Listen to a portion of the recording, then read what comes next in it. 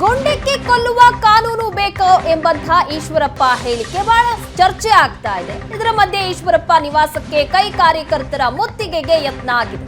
ಬೆಂಗಳೂರಿನ ಚಕ್ರವರ್ತಿ ಬಡಾವಣೆಯ ನಿವಾಸಕ್ಕೆ ಮುತ್ತಿಗೆಗೆ ಯತ್ನ ಮಾಡಿದ್ದಾರೆ.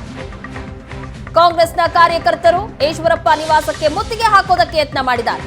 ಈಶ್ವರಪ್ಪ ನಿವಾಸದ ಎದುರು ಕನಕಪುರ ಕೈ ಕಾರ್ಯಕರ್ತರ ಹೈ ಡ್ರಾಮಾ ನಡೆದಿದೆ.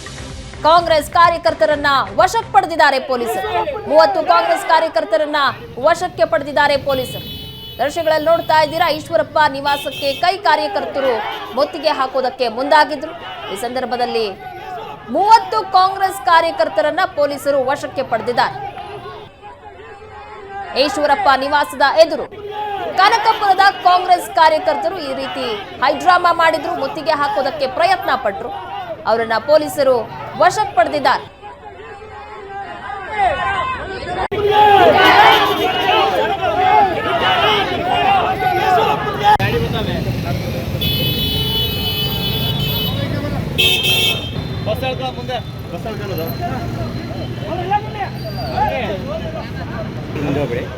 ಇಸಿ ಬಗ್ಗೆ ಹೆಚ್ಚಿನ ಡೀಟೇಲ್ಸ್ ಕೊಡ್ತಾರೆ ನಮ್ಮ ಪ್ರತಿನಿಧಿ ವಿದ್ಯಾ.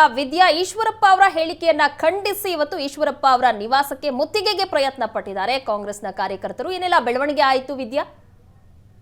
ಎಸ್ ಪ್ರಗತಿ, ಸಂಸದ ಡಿ.ಕೆ. ಸುರೇಶ್ ಅವರನ್ನ ಗುಂಡಿಕ್ಕಿಕೊಳ್ಬೇಕು ಅಂತ ಹೇಳಿ ಕೆ.ಎಸ್. ಈಶ್ವರಪ್ಪನವರು ಹೇಳಿಕೆಯನ್ನ ನೀಡಿದ್ರು. ಈ ಹಿನ್ನೆಲೆಯಲ್ಲಿ ಸಾಕಷ್ಟು ಆಕ್ರೋಶ ಕೂಡ ವ್ಯಕ್ತ ಆಗಿತ್ತು. ಸೊ ಈಶ್ವರಪ್ಪನವರು ಮಾನಸಿಕವಾಗಿ ನೊಂದಿದ್ದಾರೆ, ಅವರಿಗೆ ಟಿಕೆಟ್ ಸಿಕ್ಕಿರ್ಲಿಲ್ಲ ವಿಧಾನಸಭಾ ಕ್ಷೇತ್ರದಲ್ಲಿ. ಸೊ ಈ ಹಿನ್ನೆಲೆಯಲ್ಲಿ ಅವರು ಮಾನಸಿಕವಾಗಿ ಅಸ್ವಸ್ಥರಾಗಿದ್ದಾರೆ ಅನ್ನುವಂತ ಕಾರಣಕ್ಕೆ ಅವರನ್ನ ನಿಮಾನ್ಸ್ಗೆ ಸೇರಿಸಬೇಕು ಅಂತ ಹೇಳಿ ಸಾಕಷ್ಟು ಪ್ರತಿಭಟನೆಗಳು ನಡೆದಿದ್ವು. ಬೇರೆ ಬೇರೆ ಭಾಗಗಳಲ್ಲೂ ಕೂಡ ಆಕ್ರೋಶವನ್ನ ಕಾಂಗ್ರೆಸ್ ಕಾರ್ಯಕರ್ತರು ವ್ಯಕ್ತಪಡಿಸಿದ್ರು. ಆದ್ರೆ ಇವತ್ತು ಅವರ ಮನೆಗೆ ಮುತ್ತಿಗೆ ಹಾಕೋದಿಕ್ಕೆ ಮುಂದಾಗಿದ್ದಂಥದ್ದು.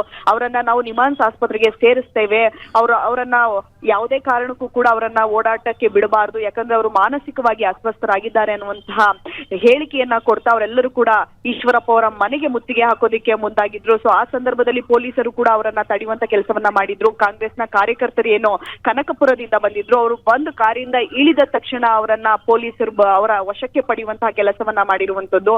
ಸೊ ಪ್ಯಾಲೇಸ್ ರೋಡ್ ನಲ್ಲಿರುವಂತಹ ಚಕ್ರವರ್ತಿ ಬಡಾವಣೆಯಲ್ಲಿರುವಂತಹ ಈಶ್ವರಪ್ಪ ಅವರ ಮನೆಗೆ ಮುತ್ತಿಗೆ ಹಾಕೋದಕ್ಕೆ ಪ್ರಯತ್ನ ಪಟ್ಟರು. ಆದ್ರೆ ಈಶ್ವರಪ್ಪ ಅವರು ಮನೆಯಲ್ಲಿ ಇರ್ಲಿಲ್ಲ, ಶಿವಮೊಗ್ಗದಲ್ಲಿ ಇದ್ದಾರೆ ಅನ್ನುವಂಥದ್ದು ತಿಳಿದ ನಂತರ ಅವರೆಲ್ಲರೂ ಕೂಡ ಮನೆಗೆ ಆದ್ರೂ ಮುತ್ತಿಗೆ ಹಾಕ್ತೀವಿ, ಅವರ ವಿರುದ್ಧ ನಾವು ಘೋಷಣೆಯನ್ನ ಕೂಗ್ತೀವಿ ಅನ್ನುವಂತ ನಿಟ್ಟಿನಲ್ಲಿ ಅವರು ಮುಂದಾಗಿದ್ದು. ಆದ್ರೆ ಅದ್ಯಾವುದಕ್ಕೂ ಕೂಡ ಪೊಲೀಸರು ಆಸ್ವಾದವನ್ನ ಕೊಡದೆ ಅವರೆಲ್ಲರನ್ನ ಕೂಡ ವಶಕ್ಕೆ ಪಡೆದು ಅವರನ್ನ ಕರೆದುಕೊಂಡು ಹೋಗುವಂತಹ ಕೆಲಸವನ್ನ ಮಾಡಿದ್ದಾರೆ. ಪ್ರಗತಿ, ಥ್ಯಾಂಕ್ ಯು ವಿದ್ಯಾ ನಿಮ್ಮೆಲ್ಲ ಡೀಟೇಲ್ಸ್ಗಾಗಿ.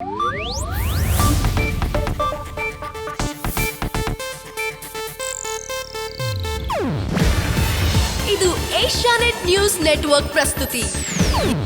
ನೀವು ನೋಡ್ತಿದ್ದೀರಾ ಏಷ್ಯಾನೆಟ್ ಸುವರ್ಣ ನ್ಯೂಸ್.